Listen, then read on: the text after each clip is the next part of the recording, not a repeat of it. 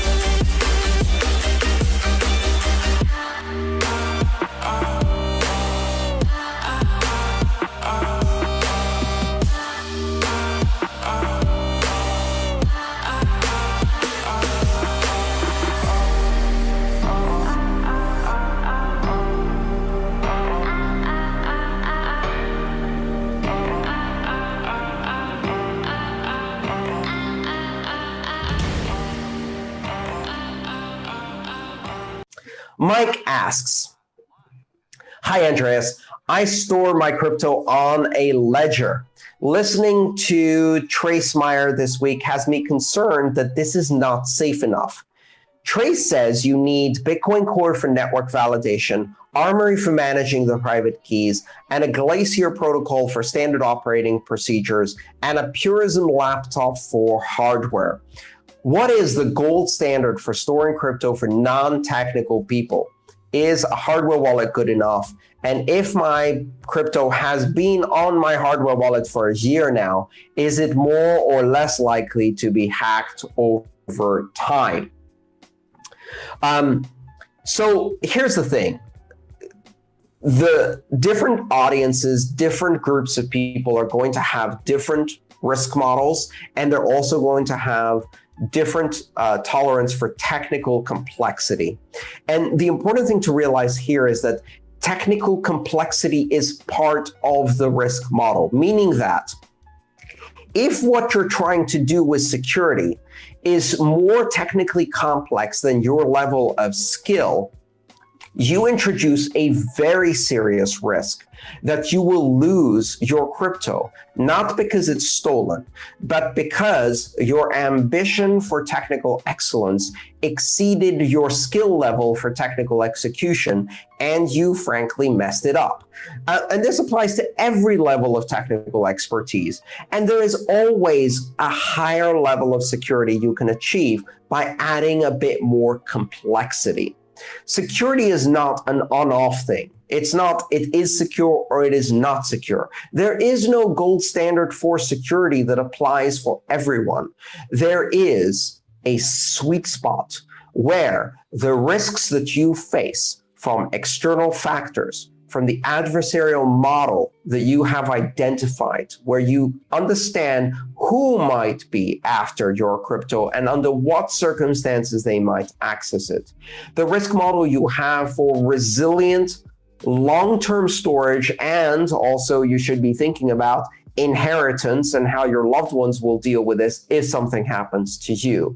The risk model you have for simple loss, which includes a fire, a flood, an environmental disaster, a problem with your home, or the other areas where you store keys, termites that eat through your paper backups, or whatever else the risk model might be.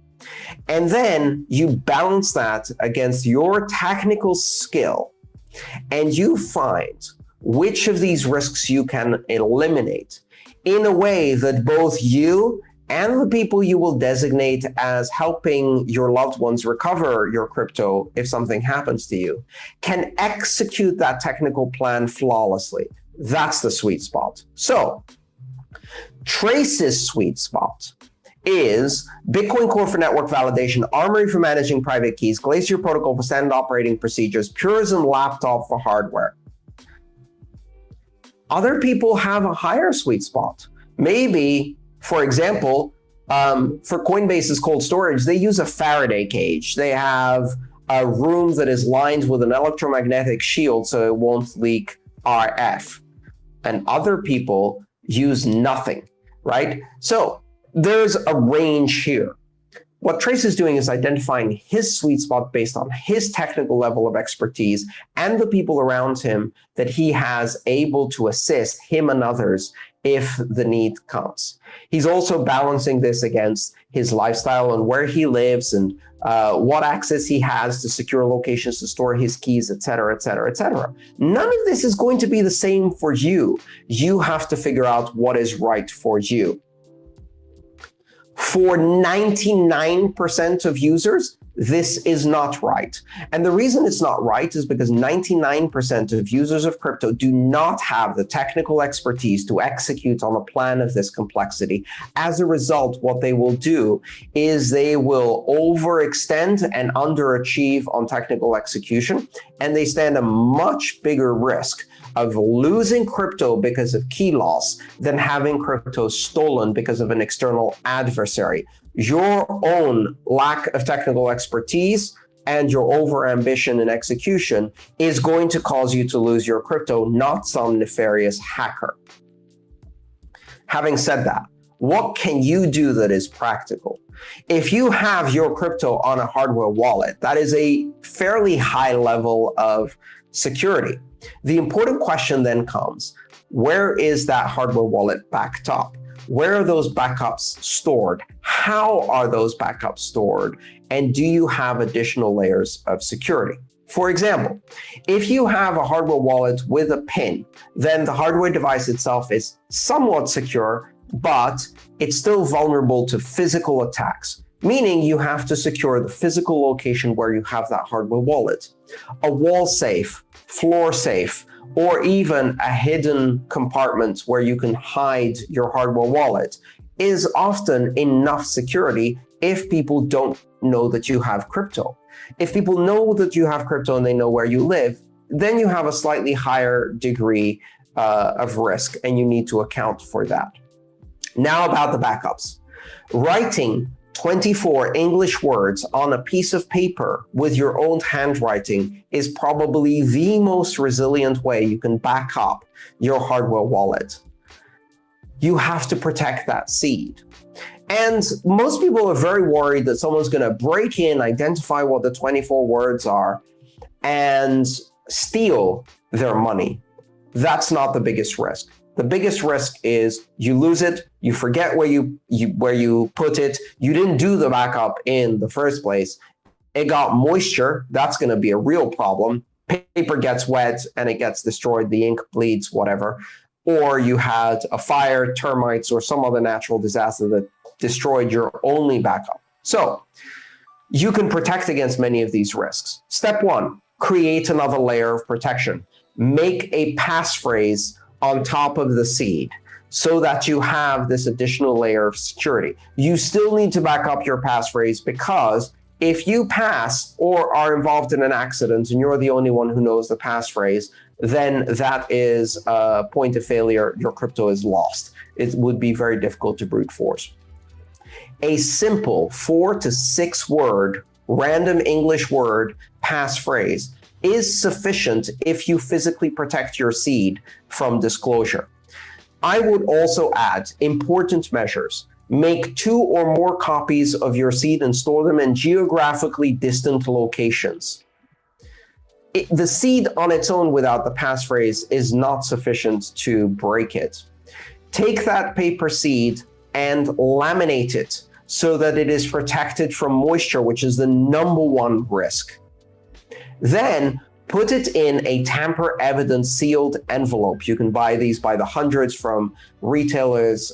They're often used for cash donations in religious institutions and things like that. This will allow you to ensure with easy inspection whether anyone has peeked at your seed and give you peace of mind that no one has accessed that particular copy of the seed. Create more than 2 copies of it. Put it in a standard fireproof safe that can resist a fire, and put two copies in two different locations, which are unlikely to burn down at the same time. With these measures in place, you have protected yourselves from the biggest risks, which are accidental damage, environmental damage, and loss due to insufficient backups. You have to also back up those 4 to 6 word passphrases.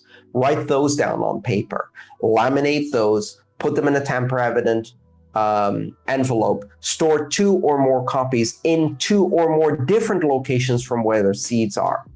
And then finally, write a letter so that people know that these things exist.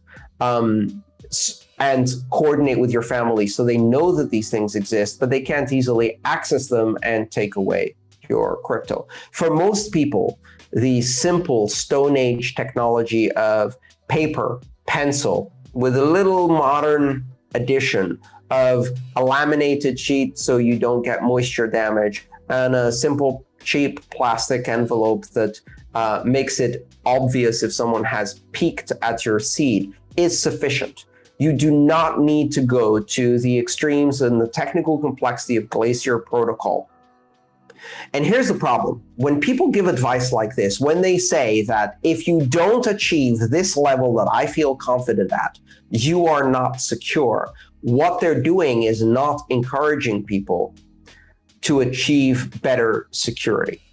They're either pushing people to try to overextend their technical skill and making them at risk of losing their crypto due to a variety of technical problems, or they're pushing people to go to custodial exchanges. The vast majority of people, having read things like the Glacier protocol, will go, I don't even know. And they'll either try to do it without understanding it fully, be very uncomfortable with their knowledge, and probably lose their crypto because they messed it up, or they're just going to give up on the first page and move their crypto into custodial storage and let someone else take care of the security. We have an intermediate level that people can use. Hardware wallets with paper backups, properly secured with a passphrase, are very effective. They're easy to do for most people.